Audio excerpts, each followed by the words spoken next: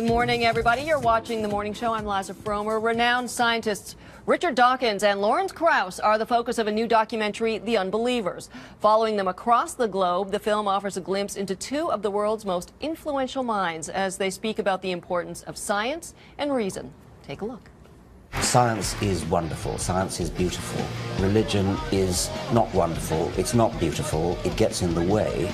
But some of the stuff you do really upsets some people. Would you prefer that it was just... No, I think these are wonderful things. People shouldn't be threatened by science. I think we follow people who have courage. And Professor Dawkins and Professor Krauss join us now. Good morning, gentlemen. Good morning. Great to be here. So many people feel religion brings something so special to their lives.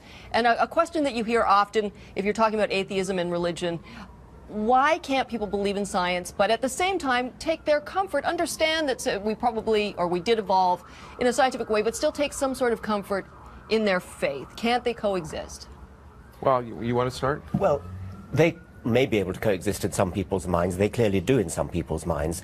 The question I want to ask is, if something is comforting, that's great, but it doesn't make it true. There are people who sincerely seem to think that because something is consoling or comforting, that therefore it's got to be true. I mean, that just isn't logic. There would be a lot of... Oh, sorry, go ahead. Well, it's first of all, to realize that the universe doesn't exist so we can be happy. That's the first thing.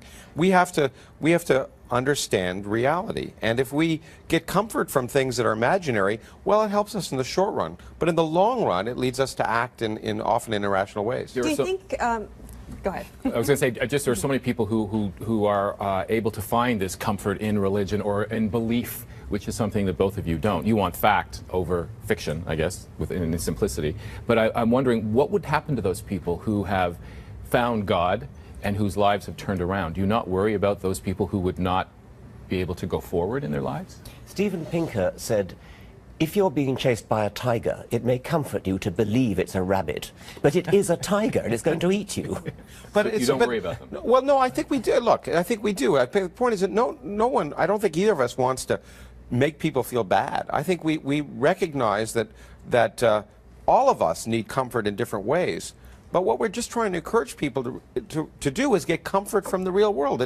We're not trying to take something away. I think we're trying to add. We're trying to add the wonder of reality, the poetry of the real universe, and say that you can get solace, you can get wonder from the real world, and you don't. Therefore, it's true you can get comfort from religion, but that doesn't say you have to have religion to get comfort. I came across a really interesting article over the weekend that I wanted to ask you guys about fraud, research fraud in the scientific community, and it cites prominent scientists from Harvard, a stem cell researcher from South Korea, and one scientist was asked why he thought it caused such a shock in his country, in the Netherlands, and this is what he said.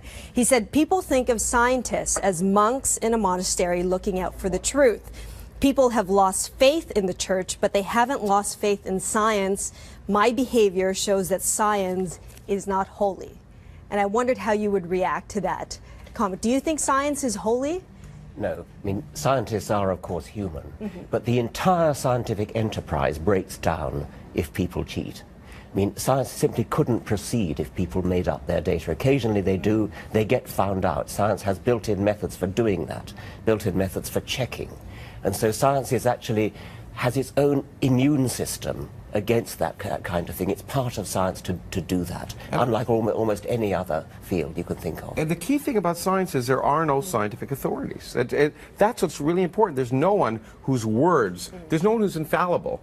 There's no one whose words are not subject to question by any student. And that's what makes it so wonderful, is that everyone is subject to question. There are scientific experts, but there are no authorities. And I think it's really important to point that out, and to point out that scientists are human, which it's nice if some people actually realize, but also that this enterprise really is based on honesty. In fact, science has an ethos. People say, oh, you get rid of religion, where's morality, where's ethos? Well, you know, the ethos of science is honesty, full disclosure, all the things that in my country, if they happen in Washington, would be a great addition to politics. I'm wondering, Richard, when you speak with, you're on the stage and you're speaking with religious leaders, Are you thinking that you need to really mince your words or choose your words carefully? Because sometimes they're so emotional.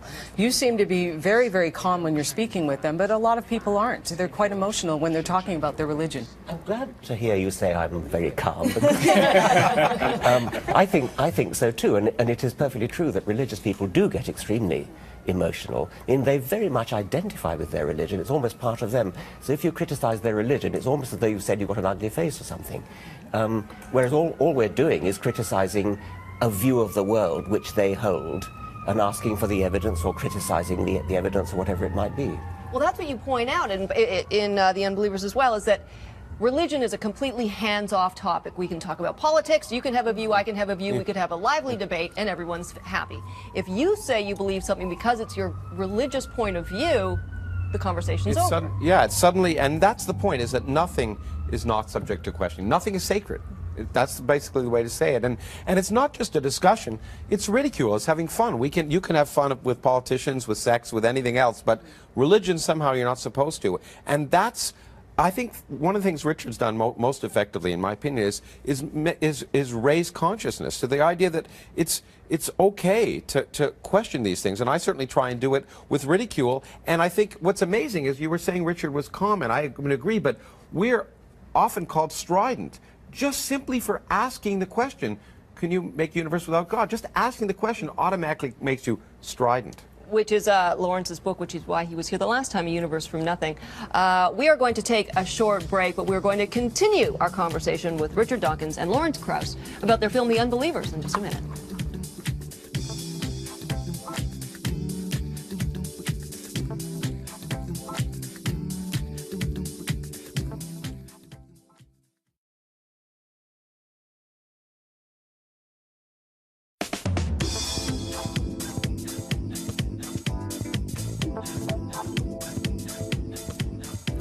Good morning, everybody. Professor Richard Dawkins and Professor Lawrence Krauss are here.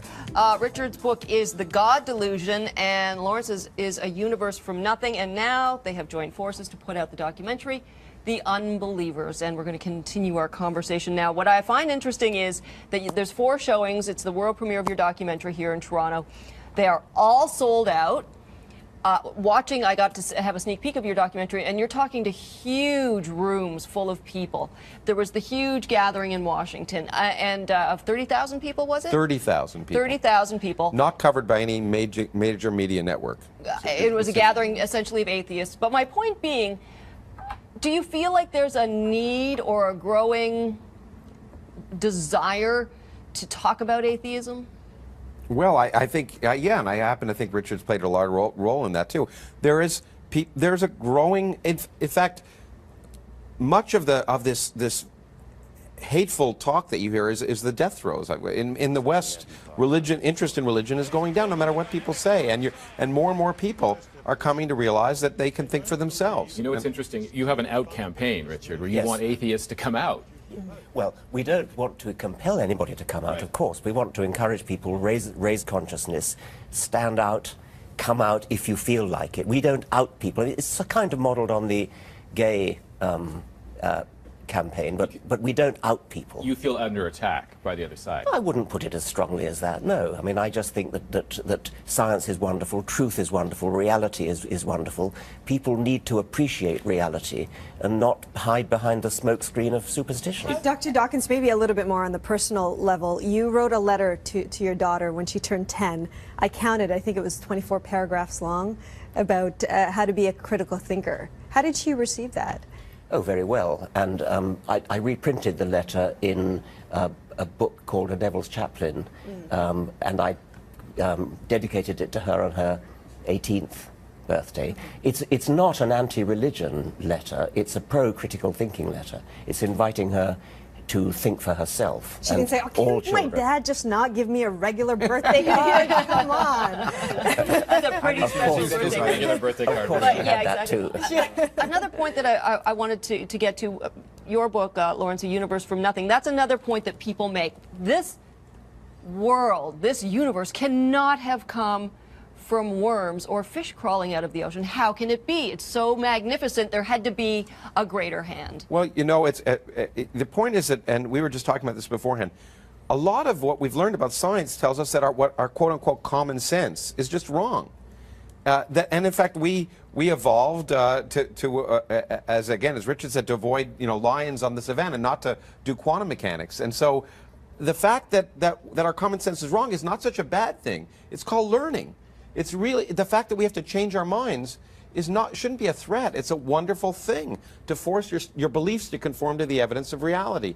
And it is strange and amazing that it's possible that a universe could come from nothing. It's strange and amazing that the entire diversity of life could come from a single